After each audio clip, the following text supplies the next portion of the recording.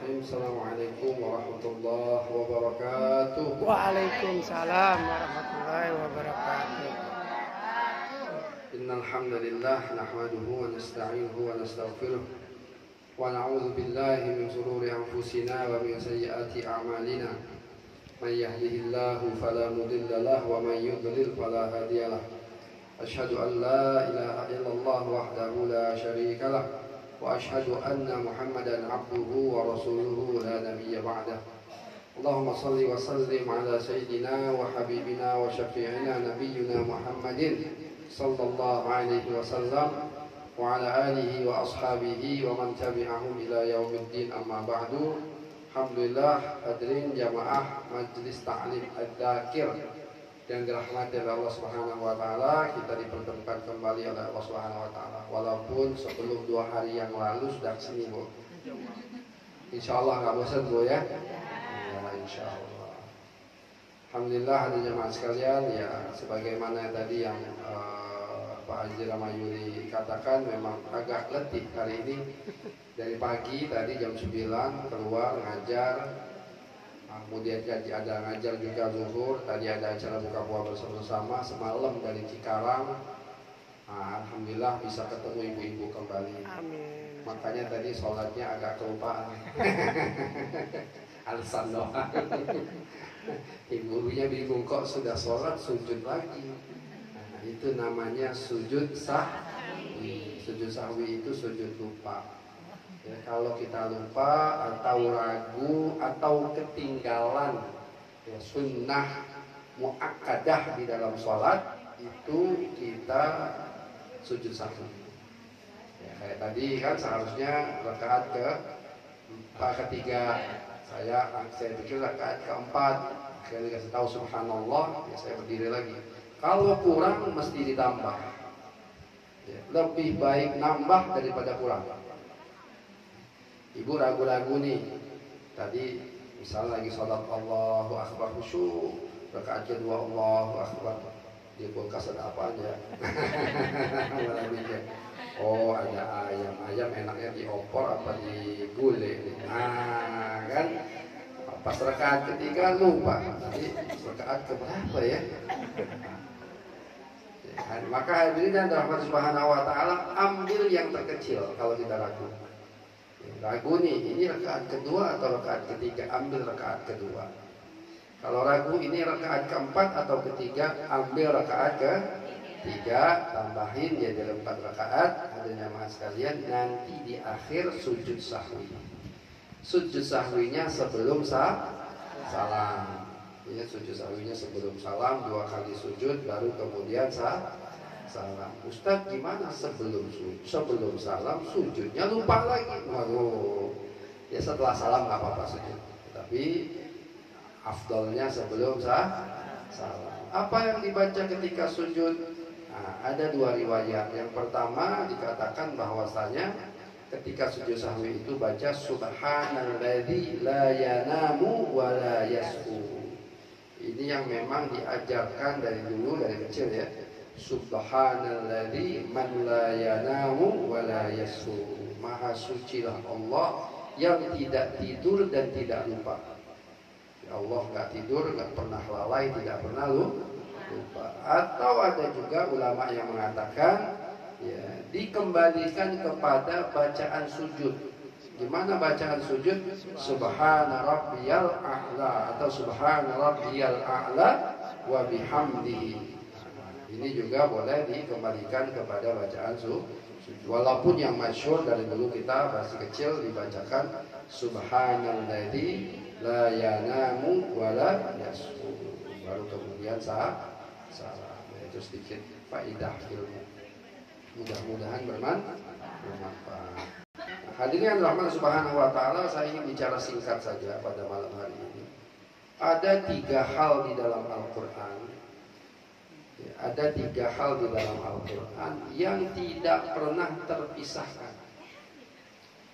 3 hal gak pernah dipisahkan dalam Al-Quran, dan tidak boleh dipisahkan. Apa itu? Yang pertama, hadirin jemaah sekalian, di dalam Al-Quran yang tidak pernah boleh dipisahkan yaitu ati Allah wa atiur Rasul. Taatlah sama Allah, taatlah sama Rasul, gak boleh dipisahkan. Saya mau taat sama Allah aja, gak mau taat sama Rasul, gak boleh.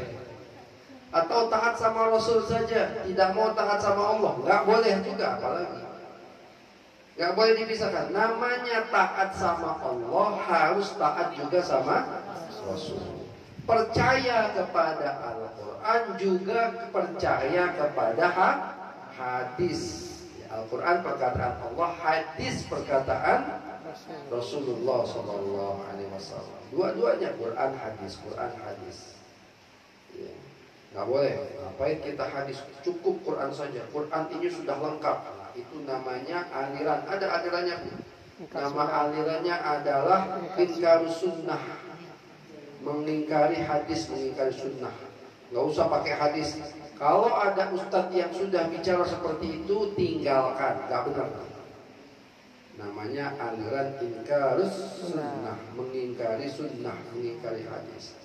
Dalam Islam namanya taat sama Allah, harus dibarengi dengan taat kepada Rasulullah SAW. Allah itu tujuan kita. Tujuan kita adalah Allah. Inna salati wa nusuki wa mahyaya wa mamati lillahi rabbil alamin. Sesungguhnya salatku, inna salati wa nusuki, ya inna salati, sesungguhnya salatku, maka ibadahku, salatku, matiku, hidupku, semuanya untuk Allah Subhanahu wa ta'ala. Jadi Allah itu tujuan. Caranya ikut Rasulullah. Nah, jadi nggak bisa dipisahkan itu. Tujuannya Allah, caranya gimana? Terbang. Nggak bisa. Caranya ikut Rasulullah. Karena Rasulullah sebagai manusia yang diperintahkan Allah untuk bawa agama ini. Nah, jadi kita wajib taat sama Allah, wajib taat sama Rasulullah SAW. Itu yang pertama, tidak boleh dipisah. Yang kedua, hadirin jamaah sekalian, yang tidak boleh dipisah dan tidak pernah dipisah di dalam Al-Quran, apa itu? Aqimus shalah wa atuz zakah. Dirikan sholat, bayar zakat. Gak boleh dipisah. Saya gak mau bayar zakat, maunya sholat aja, gak boleh. Kalau ada khalifah, zaman dulu ada khalifah, orang yang nggak mau bayar zakat itu ditangkap, masuk penjara. Kayak kita sekarang nggak mau bayar pajak, ya. Kalau sekarang kan pajak banyak nyolong ya Pak. Enak bisa dimain-mainin gitu kan. Nah, zaman Rasulullah nggak bisa. Sahabat diperintahkan ambil zakat di sini, ambil zakat di sini. Nah, kalau kita sekarang hadirnya mas kalian, zakat itu inian pribadi, maksudnya kesadaran pribadi. Saya mau bayar zakat, hitung-hitung sendiri, datang ke masjid atau datang ke mana lembaga zakat, atau bayar sendiri punya keluarga, itu juga lebih bagus. Punya keluarga, punya tetangga, punya siapa yang susah, langsung bantu, itu lebih bagus. Ya, seperti itu lebih bagus, langsung dirasakan oleh keluarga kita, oleh tetangga kita, itu lebih bagus. Kalau sekarang seperti itu. Kalau dulu di zaman Rasulullah, para khalifah nggak begitu. Ada petugas yang datang, tok tok tok tok. Kamu sudah saatnya bayar zakat. Berapa harta kamu? Dilihat, tok tok tok tok. Bayar zakatnya segini. Gak mau bayar zakat, masuk penjara. Nah, gitu. Zaman sekarang begitu sih, banyak masuk penjara. Ya, banyak masuk penjara. Ya. Nah, jadi hadirin jamaah sekalian, kenapa sih sholat zakat ini gak pernah dipisahkan? Kenapa? Nah, benar hadirin. Jadi sholat itu menjaga hubungan kita dengan Allah, sedangkan zakat itu menjaga hubungan kita dengan manusia. Nah, apa fungsi daripada zakat? Fungsi daripada pertama, apa fungsi daripada sholat? Tahu nggak? Tujuan sholat itu apa? Ya selain mendekat itu jelas lah, kita ibadah itu kan mendekatkan diri. Nah, tujuan sholat itu kata Allah, innas sholata tanha anil fahsyai wal munkar. Sesungguhnya sholat mencegah perbuatan keji dan munkar. Jadi kalau orang mendirikan sholat, makanya dalam Al-Quran itu mendirikan sholat, bukan melaksanakan sholat. Kalau melaksanakan sholat, Allah Akbar, Allah Akbar, Allah Akbar. Nah, kayak kita lihat di TV kan, taraweh 23 rakaat 10 menit. Gimana ceritanya itu? Allah Akbar, Allah Akbar. Amin. Sudah nggak kedengaran lagi bacaan Al-Fatihahnya. Itu melaksanakan sholat. Islam minta bukan melaksanakan sholat, tapi mendirikan sholat. Orang yang mendirikan sholat itu, sholat akan mencegah dia dari perbuatan keji dan munkar. Makanya dalam Islam itu nggak ada istilahnya STMJ. Apa tuh STMJ? Susu telur madu jahe, bukan. STMJ, sholat terus maksiat jalan. Ya sholat, tapi maksiat jalan terus. Sholat, nyolong masih juga. Sholat, korupsi masih lanjut. Enggak. Kalau orang sudah benar sholatnya, sholatnya ini akan mencegah dia dari perbuatan keji dan gimana Ustaz? Orang ini sholat tapi masih maksiat. Apakah dia nggak usah sholat aja? Lu daripada sholat tapi maksiat, mendingan lu nggak usah sholat. Bener nggak begitu? Kalaupun dia masih maksiat, tetap jaga sholat. Kenapa? Insya Allah nanti sholatnya inilah yang akan mencegah dia dari maksiat. Jadi jangan dibilang orang sholat terus maksiat tinggalkan sholatnya. Jangan, maksiatnya yang tinggalkan, sholatnya lanjut. Ya. Jangan, lu ngapain sholat terus maksiat? Mendingan gak usah sholat. Jangan. Maksiatnya yang jangan, sholatnya. Nah itu ya, tujuan sholat itu apa? Mencegah daripada perbuatan keji dan tujuan zakat apa? Nah, khudh min amwalihim shadaqatan tutahhiruhum wa tuzakkihim biha. Ambillah dari harta mereka ini sedekah, maksudnya zakat. Tutahhiruhum, yang mensucikan mereka, yang membersihkan mereka dan mensucikan mereka. Jadi zakat ini fungsinya membersihkan harta dan membersihkan jiwa kita.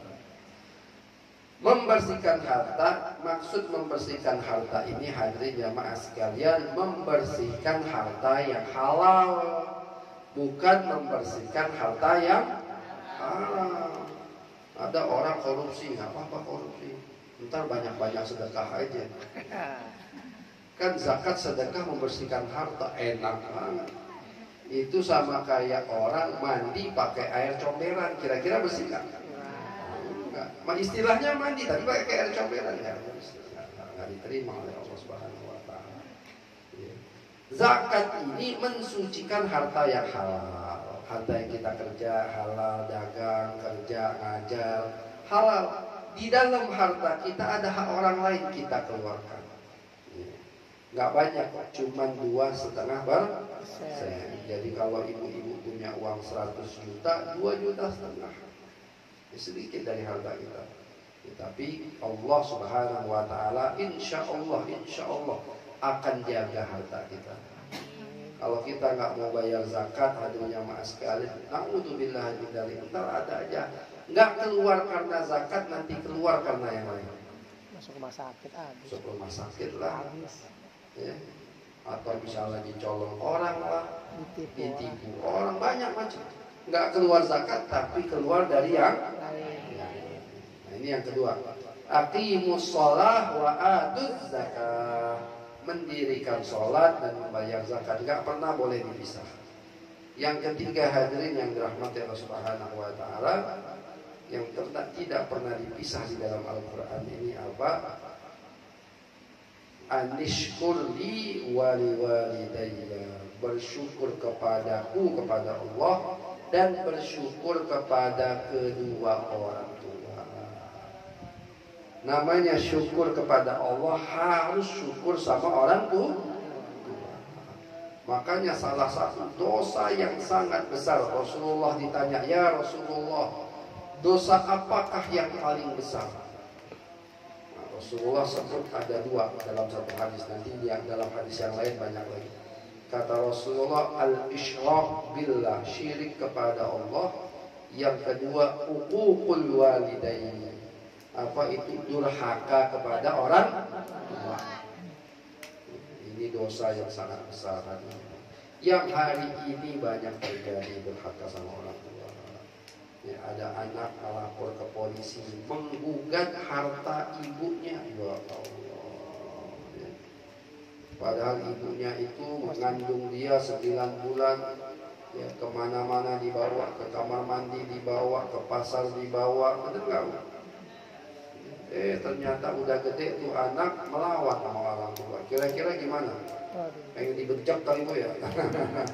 Karena kenapa? Ya Allah, udah capek-capek gedein anak ternyata melawan sama orang tua. Na'udzubillah. Makanya hadirin jamaah sekalian, jangan pernah durhaka sama orang tua. Kalau kita durhaka sama orang tua, na'udzubillah min dzalik, nanti anak kita durhaka sama kita. Kita sekarang melawan sama orang tua kita, membantah orang tua kita, na'udzubillah min dzalik, sampai menyakiti hati orang tua kita. Jangan sampai nanti ketika kita dewasa ternyata anak kita yang durhaka kepada kita. Maka hadirin yang dirahmati Subhanahu wa taala, ingat orang tua besar-besar. Dulu Syekh Abdullah bin Mubarak radhiyallahu taala anhu ulama salaf. Ketika ibunya meninggal, dia nangis. Nangis tersusuk, ya Allah, nangis. Muridnya itu sampai bingung, Syekh, kok engkau ini kayak orang enggak beriman sama Allah, nangis benar waktu ibunya meninggal. Kan ini ibu engkau meninggal ini sudah takdir Allah, kenapa engkau menangis? Maka kata Syekh Abdullah bin Mubarak, dia katakan, ya, kenapa aku menangis? Bukan karena aku nggak yakin takdir, aku tahu ini memang sudah takdir, memang ajalnya ibuku. Tapi kenapa aku menangis? Karena satu pintu yang cepat membawa aku ke surganya Allah sudah diambil oleh Allah Subhanahu wa taala. Apa itu? Berbakti kepada kedua orang tua. Ini jalan kilat menuju surga. Berbakti kepada orang tua, jalan kilat menuju surga. Maka kalau masih ada orang tuanya, bersyukur, jaga mereka, urusin mereka, ya, jangan sampai hati mereka sakit. Urusin benar-benar, mudah-mudahan Allah terima amalan kita. Di situ terdapat pahala yang sangat besar kalau kita mengurusin orang tua kita. Makanya bersyukur kepada Allah tidak pernah dipisahkan dengan bersyukur kepada kedua orang tua. Ini saja yang sedikit dari saya, oleh-oleh dari saya, mudah-mudahan bermanfaat. Ya. Mudah-mudahan bisa kita amalkan di rumah kita dan tidak bisa kita kasih tahu kepada orang lain. Karena kata Rasulullah, balligh anni walau ayat, sampaikan dariku walaupun cuma satu ayat. Jazakallahu khairan katsira. Kita tutup dengan doa al-Fatihah. Subhanakallahumma wa bihamdika, asyhadu an la ilaha illa anta, astaghfiruka wa atubu ilaik. Assalamualaikum warahmatullahi wabarakatuh.